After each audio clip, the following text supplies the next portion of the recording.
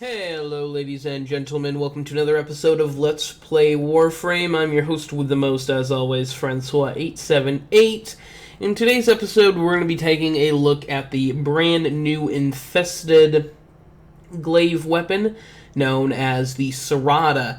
Now, I will be offering you guys a build for this weapon. However, I have a disclaimer right now.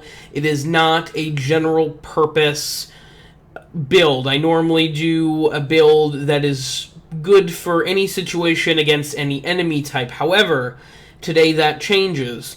Due to the fact that the Cerata deals innate toxic damage, I thought that this weapon might be a little bit more situational.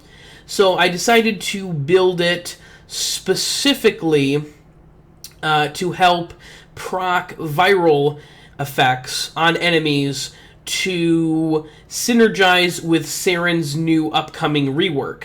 Now, for those of you who don't know, Saryn is getting a rework in Update 18, and what that rework is going to do for Saryn is basically it'll help her first three abilities, Venom, Molt, and Contagion, synergize with Merzma, her ultimate, more.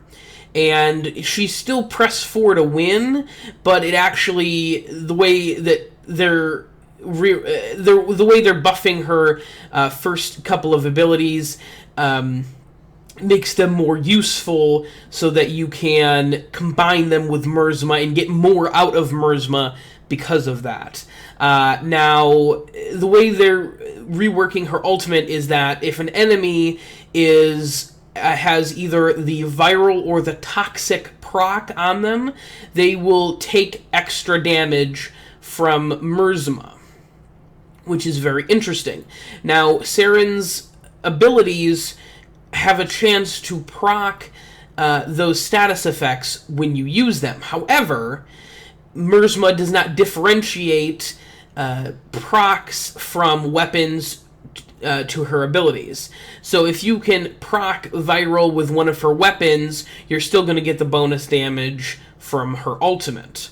Now, this is the build that I'm talking about right here. I'm using Astral Twilight for my stance. You can also use Gleaming Talon. Both of them will work just fine. Now, the build for this particular weapon is actually emphasizing both crit chance and status chance. The base for the Cerata is 15% crit chance with 2.0 crit multiplier and 15% status chance, which basically means neither one of those percentages are high enough to devote an entire build to, but they're not so low that they're completely out of the question.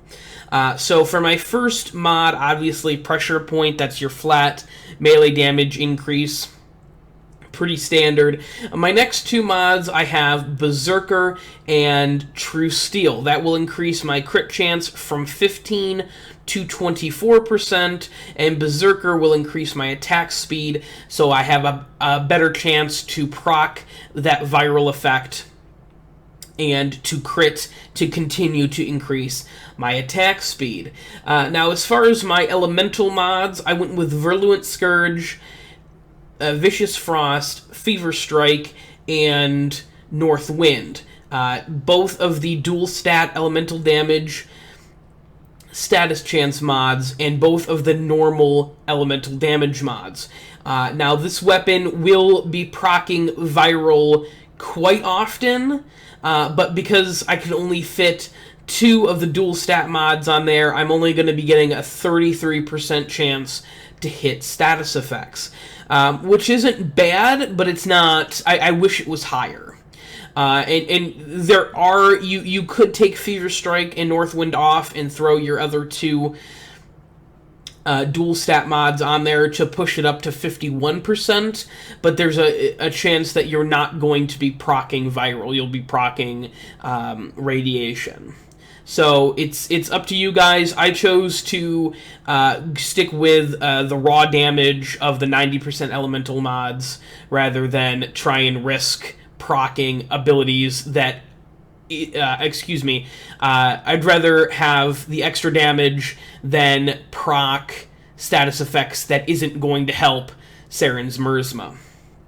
Now, as far as that last mod goes, I had Lasting Sting on there, which actually increases your status duration by 90%. It wasn't fully maxed, but a mod can fit on there. Normally, when a weapon inflicts the viral proc, it lasts for 8 seconds on an enemy, which probably is enough time, but with the Lasting Sting on there, I got it's about 15 seconds. So you have 15 seconds from the time you hit an enemy with viral to use Mersma and get that bonus damage off of the viral proc. So it gives you a little bit more of a window in order to get that bonus damage off of the viral proc off of Saryn. Now, also, if you wanted to stick with a more pure damage build, you can also do that. You can go ahead and throw crit damage on there, organ shatter, or something else like that. This weapon is interesting and it's decent. It's I'm not sure if it has to synergize with other abilities or other weapons. I don't think this is a sword alone tier 4 endgame type weapon. It's just not. It's a utility weapon that can be used to help along other builds, but it's just it looks sweet, but it just doesn't perform up to the levels of other higher endgame kind of melee weapons. But thank you guys very much for watching. I appreciate it. If you guys want a more general purpose build for the Cerata, please go ahead and check out some other builds on YouTube. I know Mugamu has a great build right now, and I took a look at that, and it's fantastic. But please like, comment, and subscribe, and tell me what you guys think of the build, and what you guys also think about the upcoming Saryn changes. I'm very curious to see what people think about it. Personally, I don't think it's enough, but that's a whole nother video rant there. But thank you guys, and until next time, I've been your host with the most, as always, Francois878, signing off.